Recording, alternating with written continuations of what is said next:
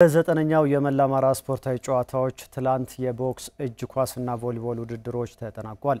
በእጅ ኳስ ውድድር የአላማጣ ከተማ ስፖርተኞች ከ3 አስርት ዓመታት በኋላ ሰሜን ወሎን ወክለው መሳተፋቸው የውድድሩ ድምቀት ሆኗል።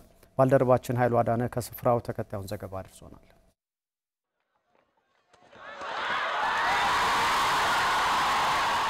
ዘጠነኛው የመላ አማራ ስፖርታዊ ጨዋታዎች ከተጀመረ 8ኛ ቀኑን አስቆጥሯል። በተለያዩ የውድድር ሜዳዎች በ19 የስፖርት አይነቶች እየተካሄደ የሚገኘው ይህ ውድድር በአብዛኞቹ የስፖርት አይነቶች አሸናፊ ዞኖች እየተለዩ ይገኛሉ። የቦክስ ውድድር ትናንት ፍጻሜያቸውን ካገኙ ውድድሮች መካከል አንዱ ነው። በደማቅ የደጋፊዎች ድባብ ታጅቦ የተደረገው የቦክስ ውድድር በደሴ ከተማ አጠቃላይ አሸናፊነትን የተጠናቀቀው የውድድሩ አዘጋጅ ከተማ በቦክስ ስፖርት 4 የወርቅ 4 የብርና 4 የናስ ሜዳሊያዎችን በመውሰድ ነው አጠቃላይ አሸናፊ መሆኑን ያረጋግጠው። ሰሜን ሸዋ በ3 ወርቅ 2 ብርና 1 ናስ ሜዳሊያዎች ሁለተኛ፣ ወልዲያ ከተማ ደግሞ በ2 ወርቅ 1 ብርና 2 ናስ ሜዳሊያዎች ሶስተኛ ሆነው ውድድራቸውን ጨርሰዋል። በ5 ተሳታፊዎች መካከል የተካሄደው የወንዶች እጅ ኳስ ውድድርም በድምቀት ሲካሄድ ቆይቶ ትናንት የተጠናቀቀው። በዚህ ውድድር ከ34 ዓመት በኋላ ከአላማጣ የተገኙ ስፖርተኞች ሰሜን ወሎን ወክለው ተሳትፈዋል። ይህም የውድድሩ ልዩ ክስተት ሆኗል። ውድድሩ በጣም አሪፍ ነው፣ ደስ የሚል ነው።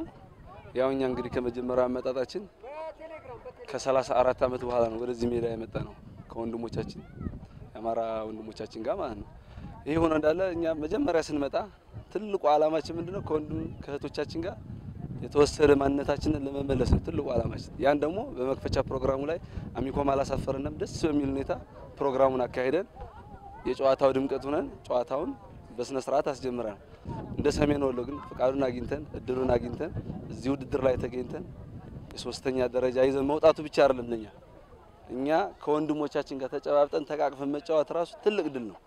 የተሰማኝ ስሜት በጣም እንደ ቡድን አጋሮች በጣም ወደር የለውም። በእርግጥ በእጅ ኳስ ውድድር እንደከዚህ ቀደሙ የመላ አማራ ጨዋታዎች ሰፊ ተሳታፊ ቁጥር አልተመለከትንም። ከዚህም የባሰው ደግሞ የሴቶችን ውድድር ከአንድ ከተማ አስተዳደር ውጭ ተሳታፊ ባለመገኘቱ ሳይካሄድ ቀርቷል። ይህም የእጅ ኳስ ውድድርን አደጋ ላይ ጥሏል። የተሳታፊ ዞኖች ቁጥር አንሷልኝ። በፊት 10 9 የነበረው አሁን ግን ወደ 5 ወርዷልኝ። ይሄ ደግሞ በቀጣይ የክልሉን የእጅ ኳስ ስፖርት አደጋ ላይ እየጣለ ነው። በዚህ መልኩ የተካሄደው የእጅ ኳስ ውድድር ሲጠናቀቅ ደሴ ከተማ አንደኛ፣ ደቡብ ወሎ ሁለተኛና ሰሜን ወሎ ሶስተኛ ደረጃን ይዘው አጠናቀዋል። በአራት ዞኖች መካከል ሲካሄድ የቆየው የሴቶች ቮሊቦል ውድድርም ትናንት ነው ፍጻሜውን ያገኘው። በዙሩ የተካሄደውን ውድድር ደቡብ ወሎ አንደኛ፣ ዋግ ኽምራ ሁለተኛና ደሴ ከተማ ሶስተኛ ሆነው በማጠናቀቅ የወርቅ ብርና ናስ ሜዳሊያዎችን ተሸልመዋል።